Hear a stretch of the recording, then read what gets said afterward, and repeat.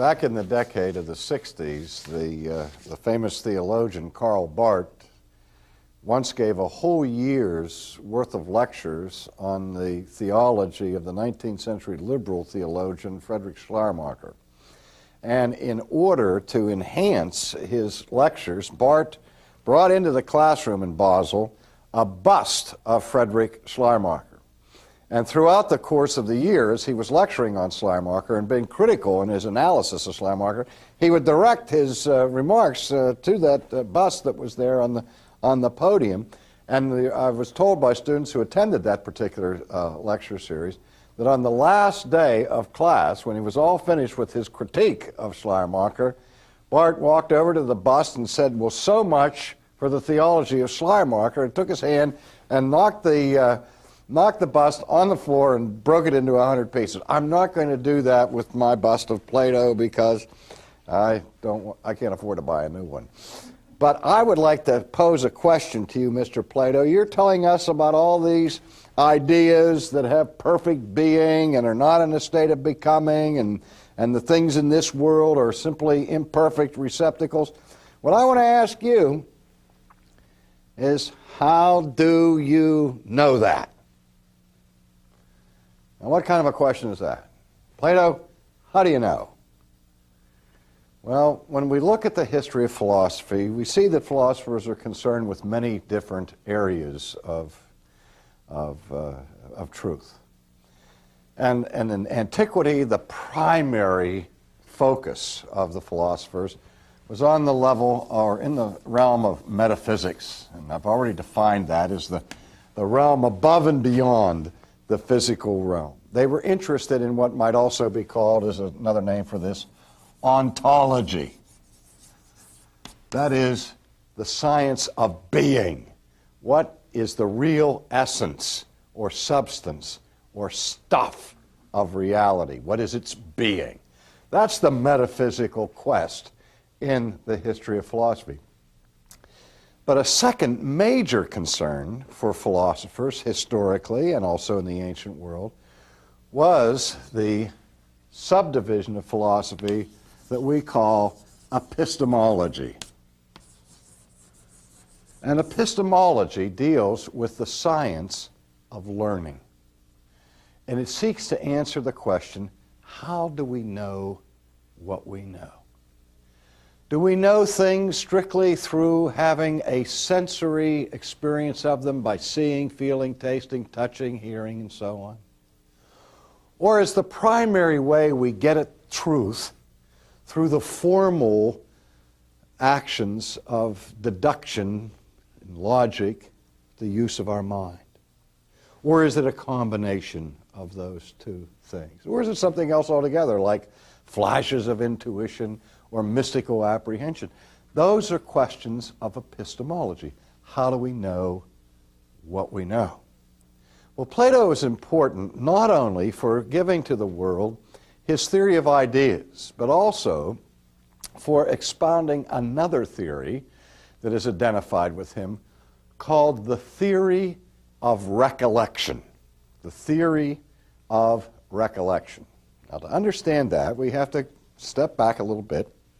Remember where we were in our last session with his idea of ultimate ideas and imperfect copies in this world. Since everything that we encounter in this world is only an imperfect copy of the real ideal, or the ideal real, then if we're really going to understand truth, we have to get beyond the realm of personal experience, of senses, of what we see and perceive. We got to get beyond physical things to get to that ultimate realm of ideas. Now, Plato made an important distinction, a distinction between opinion and knowledge. And what he was searching for was knowledge.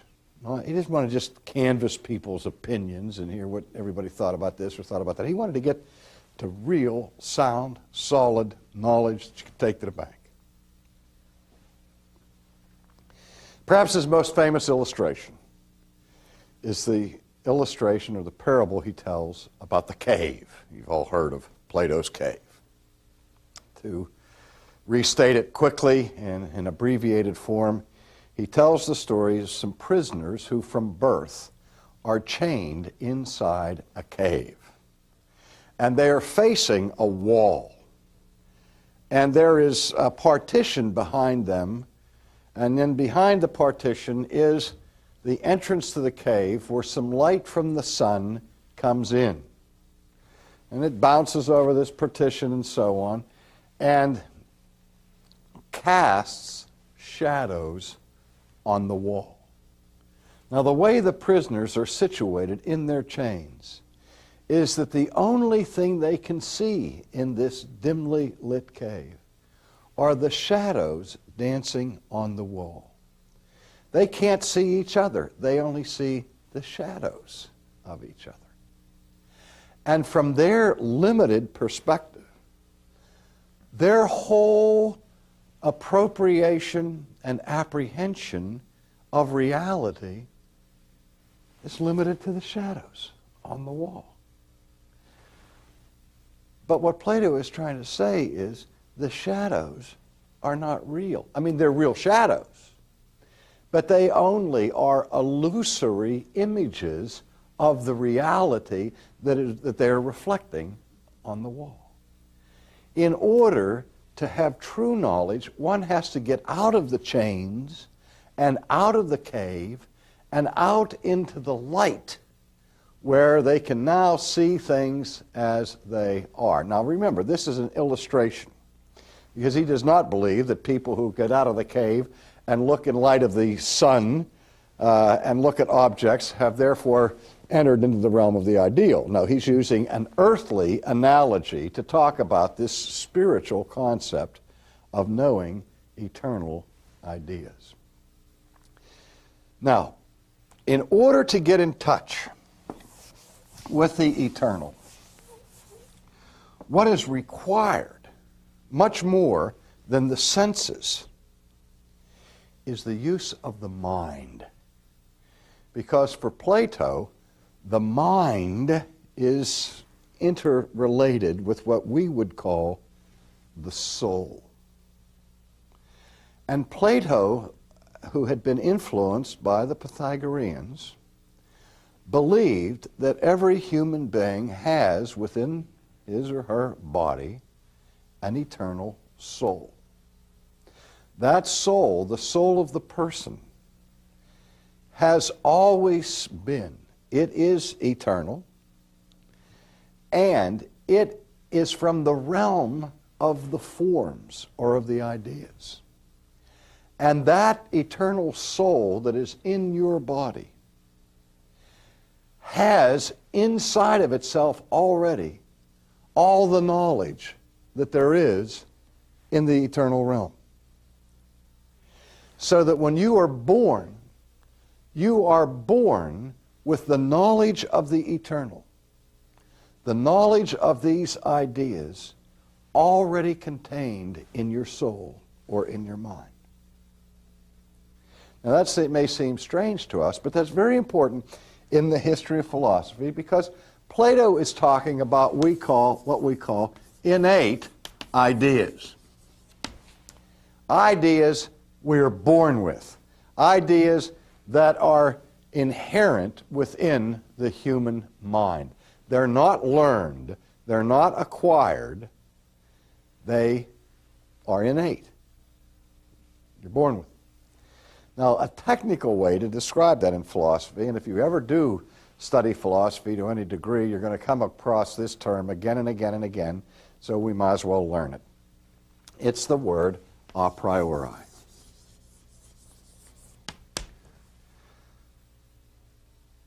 Knowledge that we are born with, knowledge that is already contained in the mind, is called a priori knowledge, which means literally knowledge that is prior to experience.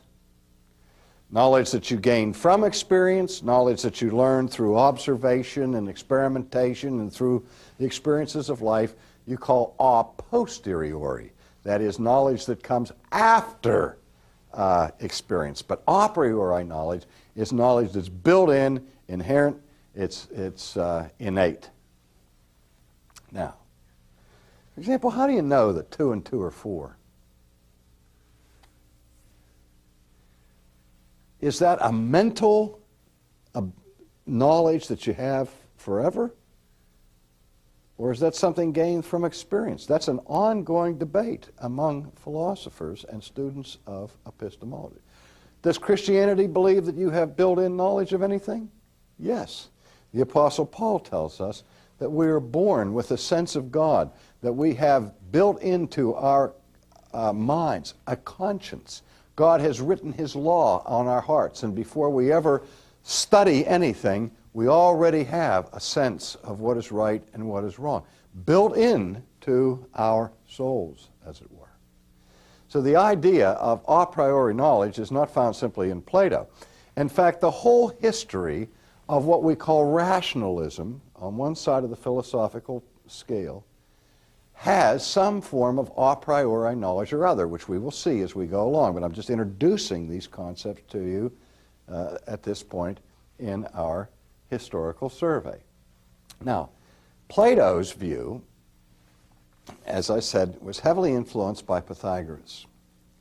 And Pythagoras and the Pythagoreans taught a doctrine that was called the doctrine of the transmigration of the soul. Transmigration. Now that's a fancy word. Transmigration.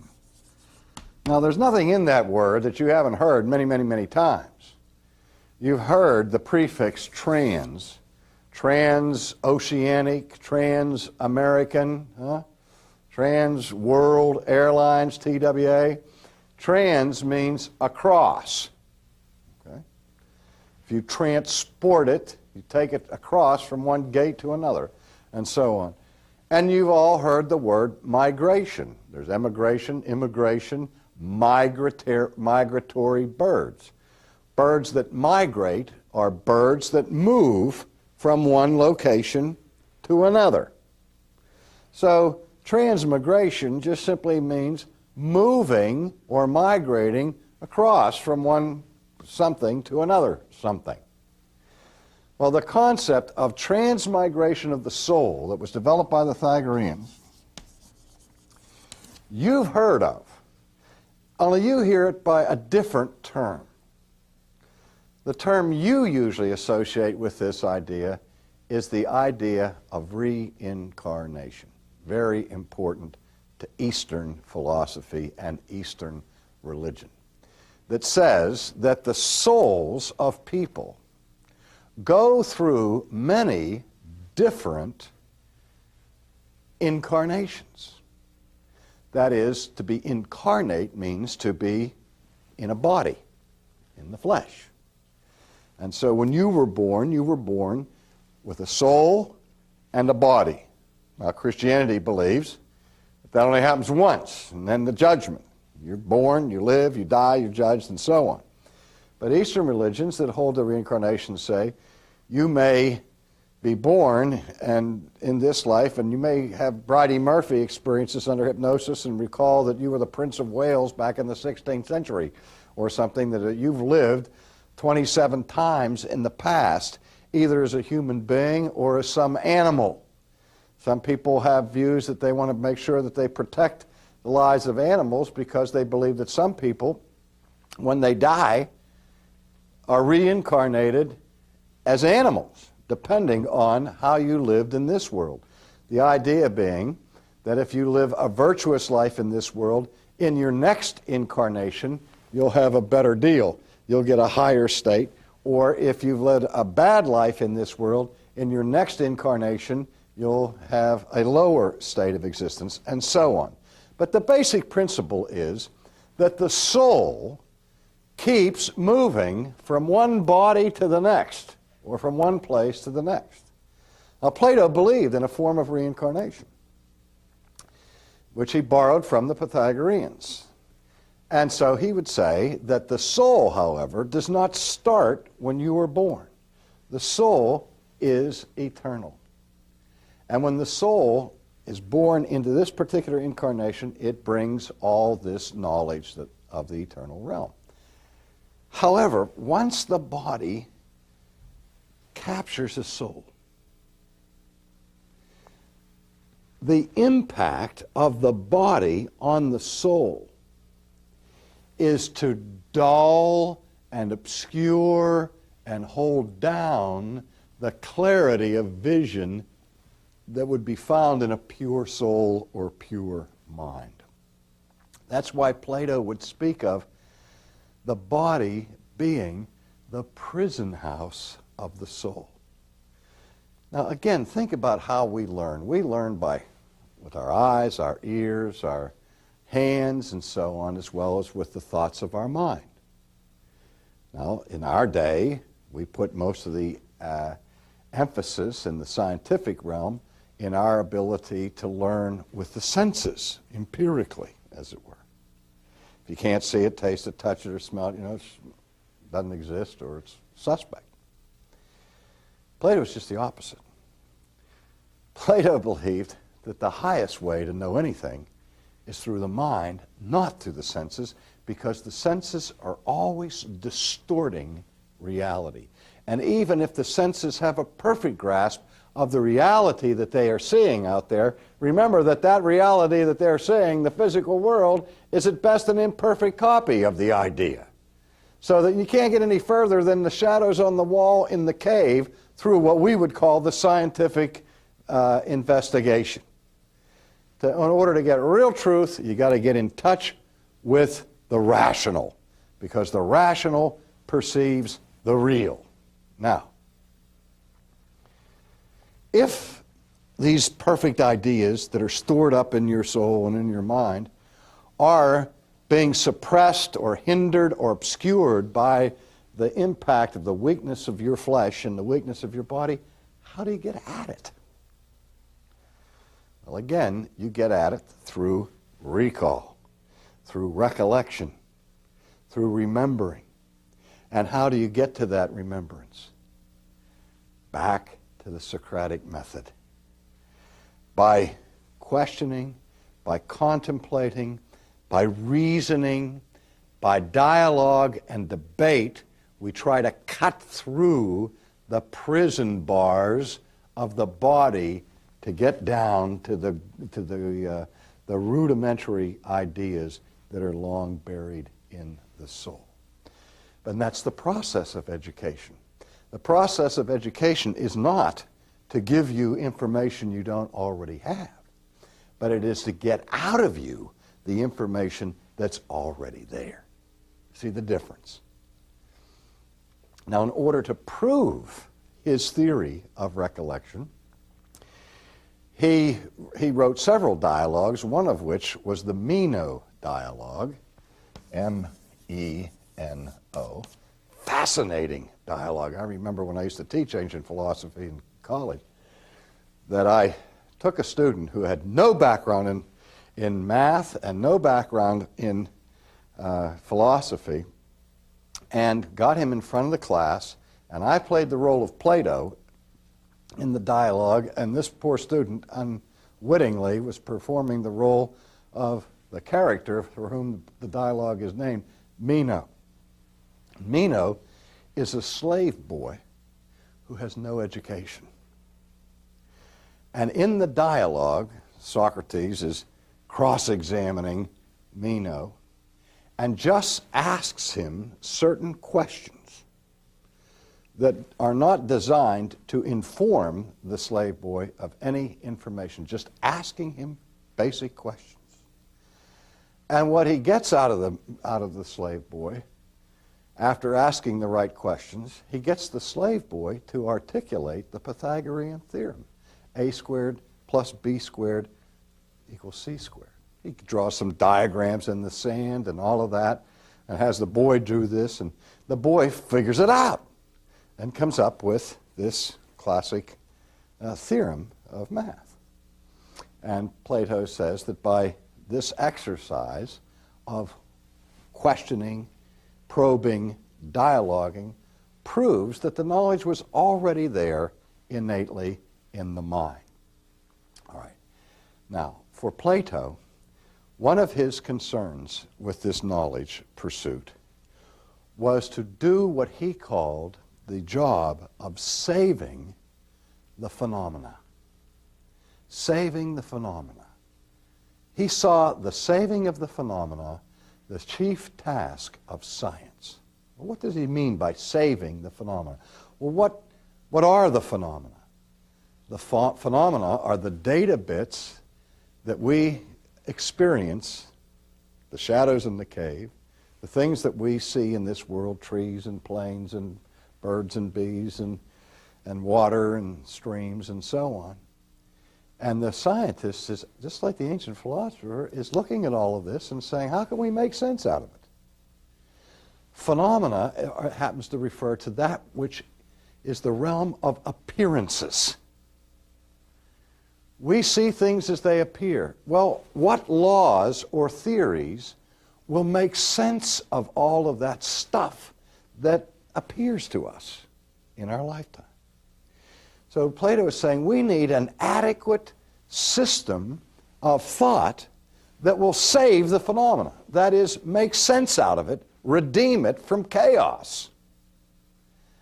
And his philosophical system is not just abstract philosophy, but it's really trying to give the metaphysical or philosophical foundation for science. The ultimate theory that will make sense out of everything. That's what he sees as the task of philosophy and the task of science, and that's where they marry. And of course, the history of science follows very closely the history of philosophy. And you're all aware of what happens with the radical changes and upheavals that take place in the world of science. We talk about paradigm shifts, where a paradigm is a model. And it's a model that we hope is a model of reality, like Copernicus had, like Ptolemy had, like Newton had, like Einstein had. And the purpose of this paradigm or this model is to explain everything that we observe.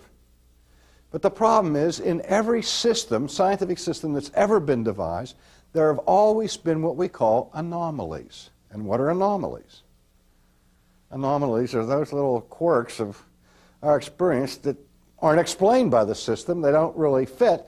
And you get enough of these, and these things become bothersome and irksome enough, what happens? Somebody comes along, changes the paradigm, gives us a new model that will then explain these strange things that didn't fit in the old model. And that's the way science moves and progresses forward. That whole business, that whole task is doing what Plato said, saving the phenomena. If you have phenomena that don't fit into the current system, if you want to save that phenomenon, you got to expand your paradigm and change it. Finally, Plato taught the ultimate idea was the idea of the good. The idea of the good. And he defined it this way, that the perfect ideal of good is the universal author of all things beautiful and all things that are right, and is the source of all reason and truth. Now, there's a great argument among historians and philosophers whether Plato's idea of the good is Plato's God. He doesn't say that it is. But one of the reasons why it's so tempting to see it is because it looks so similar to the biblical concept of God, who is absolute, perfect, eternal goodness, who is the author and fountainhead of all that is beautiful, all that is good, and all that is true. Is it any wonder that apologists such as Justin Martyr would read the things of Plato and say, so much of Plato's thinking seems to reflect the influence of the Logos, the divine Logos, who enlightens all who come into the world.